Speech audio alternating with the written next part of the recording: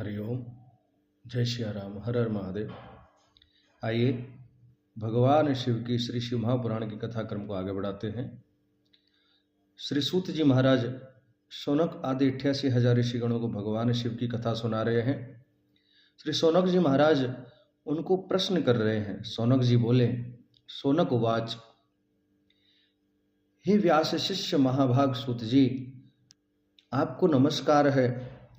तुम धन्य और शैव श्रेष्ठ हो, तुम्हारे गुण वर्णन योग्य हैं। शौनक सूत सूत महाप्राज्ञ वास्य शिष्य नमोस्तुते, धन्यस्तुम शैववर्यो शिव वर्णनीयम हृदय गण।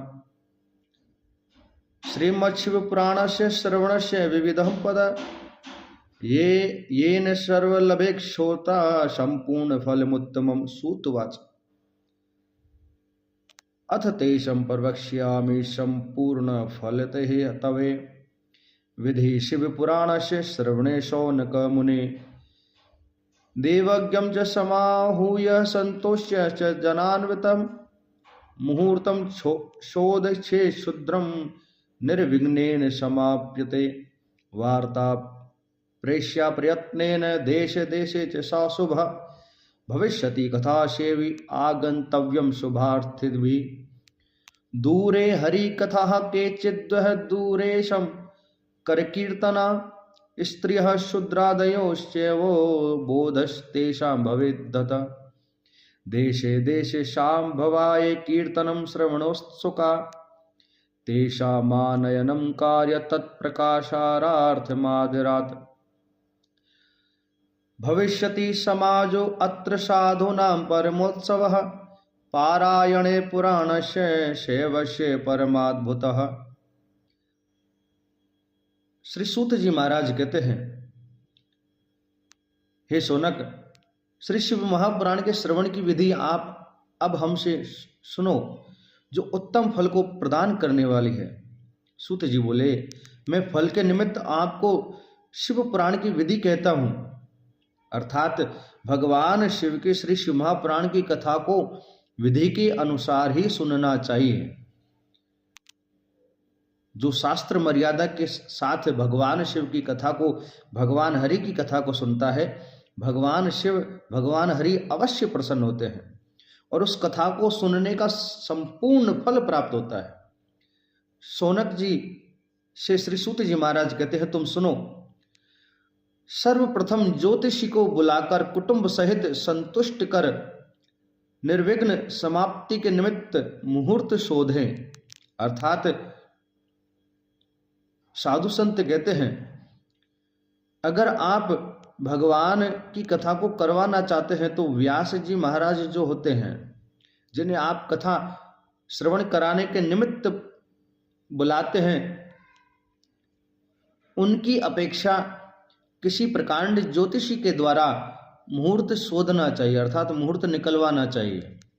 क्योंकि अगर व्यास जी से आप मुहूर्त निकलवाएंगे, जो कथावाचक हैं, तो वो अपने रिक्त स्थान को, अर्थात जब उन्हें समय होता है उसी प्रकार का आपको मुहूर्त बताएंगे। इसलिए आप प्रकांड विद्वान से, ज्योतिषी से या फिर अपने सतगुरुदेव भगवान के द्वारा मुहूर्त शोधें। फिर देश देश में वार्ता भिजवा दे कि अमुक स्थान पर कथा होगी। इस शिव कथा सुनने के निमित्त सबको आना चाहिए।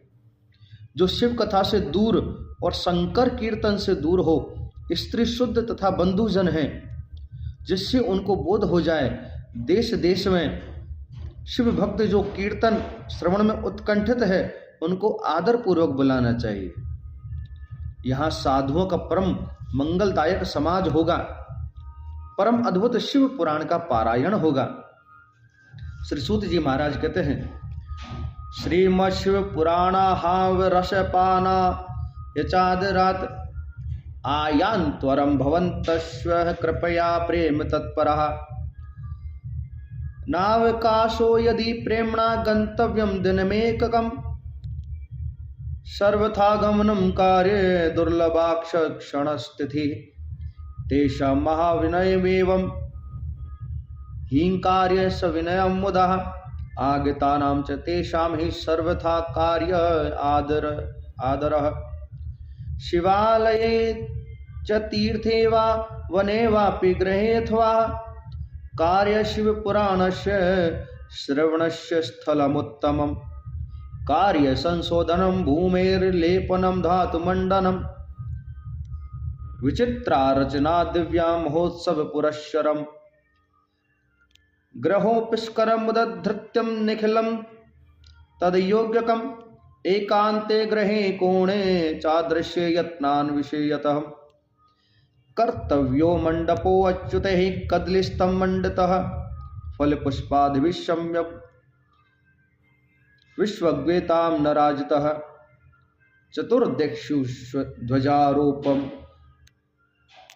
सप्ताक्ष सुशोभनः सुभक्ति सर्वथा कार्य सर्वानंद विधायिनी संकल्प्यमानसं दिव्यं शंकरस्य परात्मनः वक्तुश्च वापि तथा दिव्यं मानसं सुख साधनम् सोतृष्णां कल्पनीयानि सुस्थलानि यथार्हतः अन्येषाञ्च स्थलान्येव साधारणतया मुनेः विवाहे यादृशं चित्तं तादृशं कार्यमेव हि अन्या चिंता विनिर्वार्यां सर्वाशो न लौकिकी। श्री सूत जी महाराज कहते हैं,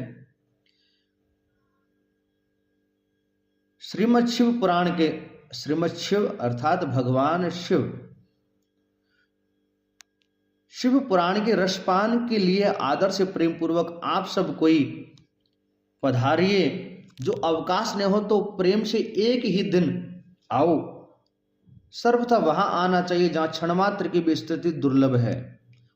अर्थात भगवान शिव की कथा जहां भी होती है, सर्वप्रथम तो भगवान शिव की कथा सुनने को अत्यंत दुर्लभता से प्राप्त होती है। अगर प्राप्त हो जाए तो समय निकाल करके अवश्य भगवान शिव की कथा को सुनना चाहिए। क्षणमात्र की भी स्थिति दुर्लभ है। शास्त्रों में वर्णित है, भगवान शिव की कथा अगर कोई क्षण मात्र भी सुन ले तो महाराज वे भगवान की असीम कृपा है। इस प्रकार विनय सहित उनको बुलाना चाहिए, उन आए हुओं का आदर करना चाहिए। भगवान शिव की कथा शिवालय तीर्थ बनवाकर शिव पुराण की कथा कराने का उत्तम स्थल है। अर्थात जहां पर भगवान का शिवालय निर्माण किया गया हो या फिर नया भगवान शिव का मंदिर शिवालय बनाया जा रहा हो, वहां पर भगवान शिव की कथा करवाना अत्यंत उत्तम है। पृथ्वी को लीपना चाहिए, गौ माता के शुद्ध देशी गौ माता के गोबर के द्वारा उस शुद्ध भूमि को लीपना चाहिए, धातुओं से मंडित करना चाहिए, विचित्र रचना और महोत्सव करना चाहिए। घर की चीज वस्तु एकांत में निवेशित कर दे जिससे अयोग्यता लक्षित न हो। केलों का बड़ा ऊंचा मंडप बनवावे, फल पुष्पादि के सहित अच्छी प्रकार से पूजन करे, चारों ओर ध्वजा पताका आरोपण करे, सब आनंद की देने वाली सुभक्ति सब प्रकार से करे। संकल्प कर परमात्मा शंकर को दिव्य आसन दे और वक्ता के लिए दिव्य आसन दे। श्रोताओं के निमित्त यथा योग सुंदर स्थल कल्पना करना चाहिए और दूसरे भी स्थान साधारणता से बनावे। विवाह में जैसा चित्त होता है वही उत्साह कथा में करना चाहिए। हे शौनक, सब लौकिक चिंता को छोड़कर अगर आप भगवान की कथा करवाने के निमित्त उत्सव कर रहे हैं तो आपको ये बात हमेशा ध्यान में रखनी चाहिए, जब भगवान की कथा हो तो लौकिक चिंता को त्याग करना चाहिए। सब कार्य अपने जीवन का परम ध्येय केवल भगवान की कथा करवाने के निमित्त सब व्यवस्थाएं करना। जिस प्रकार से विवाह में उत्सव होता है, विवाह में आनंद होता है, हृदय प्रफुल्लित होता है, उसी प्रकार से भगवान की कथा के निमित्त आपका हृदय प्रफुल्लित होना चाहिए। शौनक जी से श्री सूत जी महाराज कहते हैं, लौकिक चिंता को छोड़कर भगवान शिव की कथा अवश्य करवानी चाहिए। श्री सूत जी महाराज कथा श्रवण किस प्रकार करनी चाहिए, किधर भगवान शिव का कथा का जो वक्ता महाराज हैं उनका मुख होना चाहिए, श्रोता का मुख किधर होना चाहिए, ये सब बातें श्री सूत जी महाराज बता रहे हैं।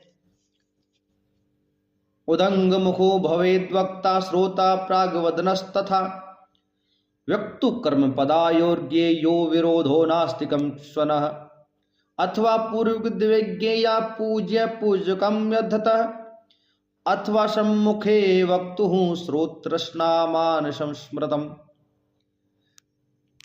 उत्तर की ओर मुख वक्ता करे, पूर्व की ओर मुख श्रोता करे, पलौथी मारकर बैठे, कथा के सन्मुख चरण न हो, किसी प्रकार विरोध न हो। अर्थात जो कोई भी वक्ता भगवान की कथा को कहता है उनका मुख उत्तर की ओर होना चाहिए, प्रथम। दूसरा, श्रोता का मुख पूर्व की ओर होना चाहिए। अगर वक्ता का मुख उत्तर की ओर है तो श्रोता का मुख पूर्व की ओर होगा, अर्थात श्रोता बाईं और वक्ता के बाईं तरफ बैठे, अथवा पूज्य पूजक के मध्य में पूर्व दिक् होना चाहिए, अथवा कहने वाले के सम्मुख श्रोता के मुख होना चाहिए। श्री सूत जी महाराज कहते हैं पूजक के मध्य में पूर्व दिक् होना चाहिए, अथवा या फिर श्रोता का मुख पूर्व दिशा की ओर होना चाहिए, अथवा सदा स्पृहा रखे, जिस प्रकार पौराणिक व्यास ब्राह्मण व्यासासन पर स्थित हो, सब प्रसंग के समाप्त हुए बिना किसी को प्रणाम न करे। अथवा श्रोता और वक्ता का मुख आमने सामने होना चाहिए। जब तक व्यास जी महाराज व्यासासन पर बैठे हैं तो प्रसंग के, अर्थात जो प्रसंग चल रहा है, जो अध्याय चल रहा है, अध्याय के समाप्त हुए बिना किसी को प्रणाम न करे। असमाप्तो प्रसंगस्य नमस्कुर्यान् कस्य गच्छतः बालो युवा वृद्धो वा दरिद्रो वापि दुर्लभः पुराणागस्य सदा वंद्य पूज्यस्व सुकृतम तार्थिभिः। श्री सूत जी महाराज कहते हैं बालक, वृद्ध, दरिद्र, दुर्बल, पुराण ज्ञाता, वक्ता, पुराण की इच्छा करने वालों को सदा पूजनीय और वंदनीय है। बालक हो, युवा हो, वृद्ध हो, दरिद्र हो, दुर्बल हो, पुराण वक्ता किसी भी प्रकार से हो, वह सबके द्वारा पूजनीय और वंदनीय है। अगर पुराण वक्ता आयु में छोटा है, अत्यधिक वृद्ध है, दरिद्र है, लेकिन ज्ञानवान है, शरीर से दुर्बल है, लेकिन वह सदा सबके द्वारा पूजनीय होता है।